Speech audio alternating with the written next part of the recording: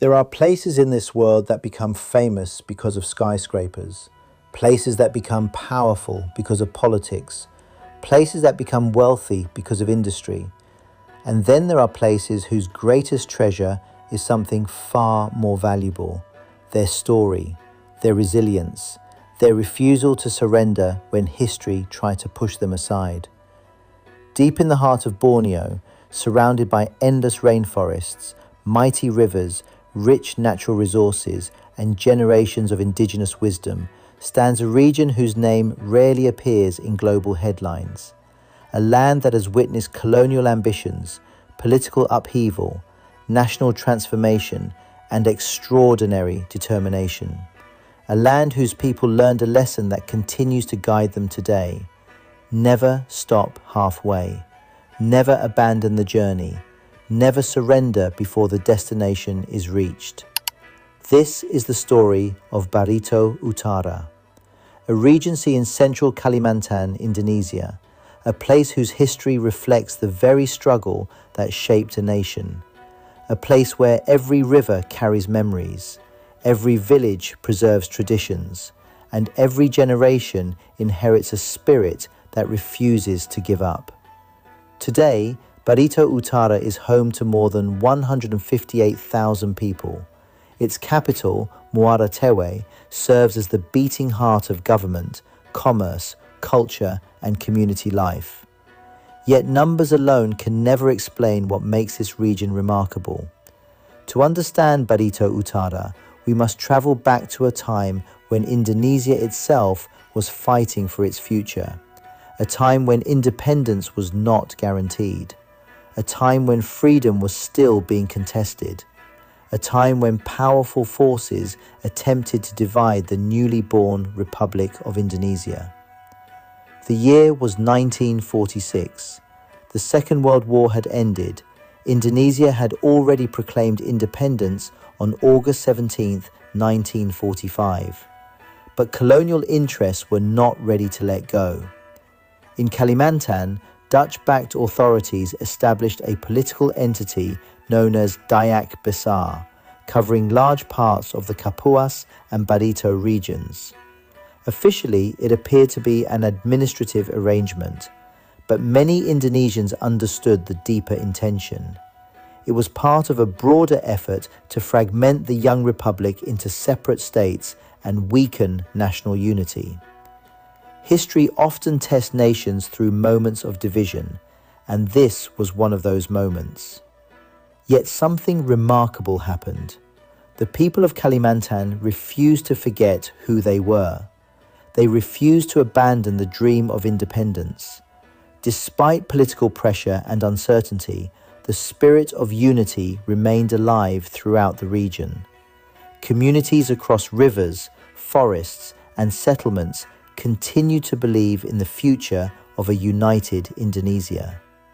Then came a turning point. On April 14, 1949, after mounting pressure from the people, the Dayak Besar Council officially declared its decision to merge into the Republic of Indonesia. It was more than a political statement.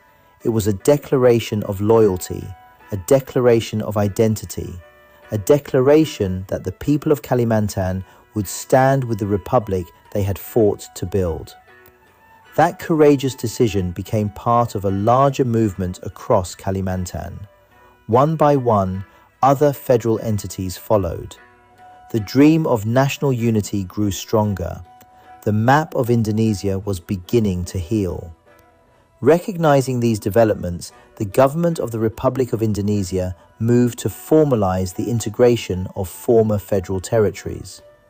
On April 14, 1950, a presidential decree officially abolished several Dutch-created federal regions, including Dayak Besar. These territories were incorporated directly into the Republic of Indonesia. The message was clear. Indonesia was not merely surviving. Indonesia was consolidating. Indonesia was becoming stronger. Only months later, another historic decision would shape the future of Barito Utara forever. On June 29, 1950, the Ministry of Home Affairs established several regencies across Kalimantan. Among them was Kabupaten Barito. Its administrative center was located in Muara Tewe. That moment marked the birth of a new era, an era of local governance, an era of regional development, an era of self-determination. From that foundation emerged the region that would later become Barito Utara. The significance of June 29, 1950 cannot be overstated. It was not merely a date on a government document. It was the beginning of a collective journey, a journey that continues to this very day. As the years passed, Barito evolved alongside the young Indonesian nation. New responsibilities were transferred to local governments, healthcare services expanded, public infrastructure improved, agriculture became increasingly organized, education reached more communities, administrative institutions matured. Each step represented progress, each challenge demanded perseverance, each achievement required sacrifice. Leadership also began to emerge. George Oboss became the first regent of Barito following Indonesia's consolidation of authority in the region. Local democratic institutions started taking shape. The foundations of governance were being built from the ground up. It was not easy. The geography alone presented enormous obstacles. Dense tropical forests, vast distances, powerful rivers, remote settlements separated by challenging terrain. Yet the people moved forward, because stopping was never an option, because their guiding philosophy already existed, a philosophy captured in one extraordinary motto, Ia Mulik Bengkang Turan, a phrase originating from the Tewoyan or Taboyan language. Its meaning is simple, yet profoundly powerful. Do not stop halfway. Think about that for a moment. Do not stop halfway. Not when the road becomes difficult, not when progress feels slow, not when obstacles seem impossible, not when success remains far away. Keep moving, keep building, keep believing. That spirit would define Barito Utara across generations. In 1960, another major transformation occurred. The original Barito Regency was divided into two separate regions, Barito Utara with Muara Tewe as its capital, and Barito Selatan with Buntok as its capital. The division reflected growth. The region had become too large and too complex to administer effectively as a single entity. Decentralization was necessary. New opportunities emerged.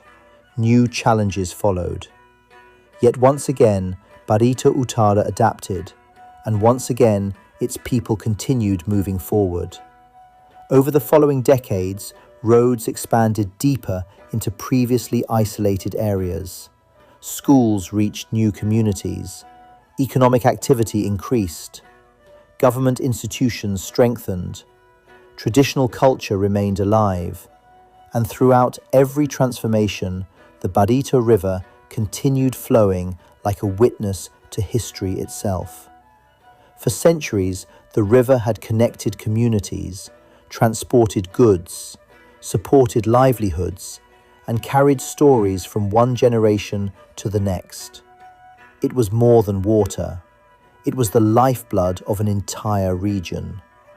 By the late 20th century, Barito Utara had become one of the largest administrative regions in Central Kalimantan, covering approximately 32,000 square kilometers.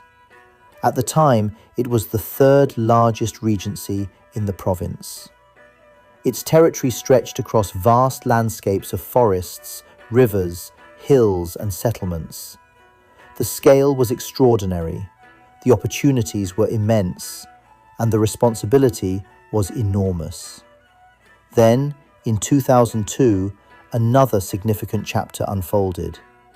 As Indonesia pursued regional autonomy and administrative reform, parts of Barito Utara were separated to form Murung Raya Regency. The new regency established its capital in Puruk Chahu. What had once been one enormous territory became two distinct regions.